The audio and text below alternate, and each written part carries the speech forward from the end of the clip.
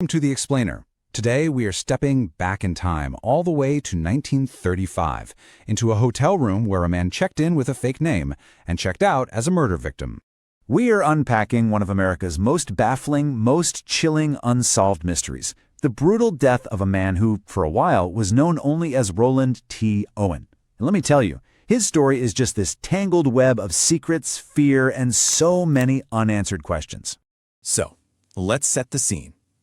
It's a cold January day in 1935 at the Hotel President in Kansas City. A man walks in and checks into a room. The weird part? He's not carrying any luggage. Just secrets. Okay, so he signs the register as Roland T. Owen, and right from the get-go, his behavior is unsettling. He's a pretty well-dressed guy, looks sharp, but his only possessions are a comb, a brush, and some toothpaste. That's it. This massive contrast immediately had the hotel staff raising their eyebrows. A hotel maid, Mary Soptic. She really got this chilling vibe from the man in 1046. She later said he just seemed to be deliberately hiding in the dark, as if he was running from something, or maybe someone, right there in the middle of a busy hotel. So later, when Soptic came back with fresh towels, she found him lying on the bed, still fully dressed, still in the dark. But this time, there was something new. A note on the table, and this note introduces a mysterious new character to our story, Don. This was the very first solid clue that our guy, Owen, was definitely not alone in his fear. And the mystery in room 1046, it was just about to kick into high gear. Over the next 2 days, the series of strange, frankly alarming events would unfold, painting a really grim picture of just mounting dread. So the timeline from here on out is just crucial. First, the maid finds Owen locked in his room, but it's locked from the outside. How does that happen? Then, she overhears him on the phone telling someone named Don he isn't hungry. A little later, a rough, totally unfamiliar voice is heard from inside the room. All the evidence starts pointing to one really chilling conclusion. Owen wasn't a guest anymore. He was a prisoner. On the morning of January 4th, the phone was again found off the hook. So a bellboy, Randolph Probst, went back to check on the room, and he made an absolutely horrific discovery. Probst opened that door to a scene of pure horror.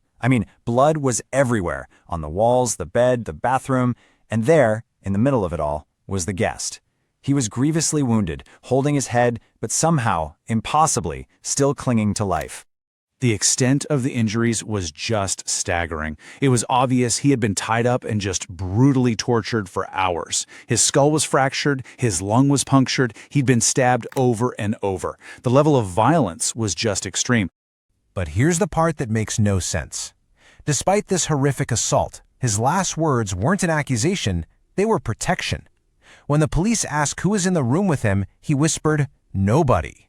He claimed he just fell against the bathtub. Now, why would you protect the person who did this to you? It was his final, baffling statement before he died at the hospital just after midnight. So the investigation immediately slammed into a brick wall. There was no murder weapon, no personal belongings left in the room, and investigators quickly figured out that the victim's identity, it was a complete fabrication. For a year and a half, the man from room 1046 was basically a ghost. But then, a magazine article led to a breakthrough. The victim's mother identified him. His name wasn't Roland T. Owen at all. It was Artemis Ogletree, a 17-year-old kid from Alabama. So now the mystery had a name, but the questions? They just kept multiplying. Okay, so identifying Artemis didn't solve the case. If anything, it made it way stranger. The police were suddenly faced with this whole series of baffling clues. 4 unidentified fingerprints, possibly a woman's, anonymous callers arranging and paying for the funeral, flowers sent from a mysterious Louise, and maybe the creepiest thing of all, typed letters arriving at his mother's house, supposedly from Artemis, but they were sent after he was already dead.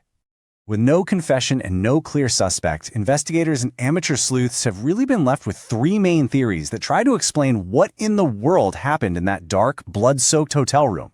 So the investigation stalls, and we're left with these 3 main ideas. Was it the mysterious Don acting all by himself? Or was it a man and a woman, a theory that's supported by eyewitnesses and those unidentified fingerprints? Or was it something much more personal, an act of revenge? Each path just leads to another dead end, but one theory got a huge boost thanks to a very chilling phone call. This single quote from an anonymous guy who called the funeral director points directly to a crime of passion. The caller claimed Artemis had gotten into a jam with a woman, and that, well, cheaters usually get what's coming to them. He even admitted to being at a little meeting in room 1046, which strongly suggests he was involved in the murder.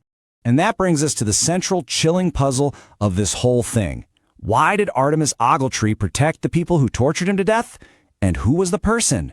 Was it a killer filled with remorse or a guilt-ridden accomplice who paid for his funeral, sent flowers, and then just vanished forever? The secrets of what really happened in room 1046 remain locked away, leaving behind one of America's most haunting, unsolved mysteries.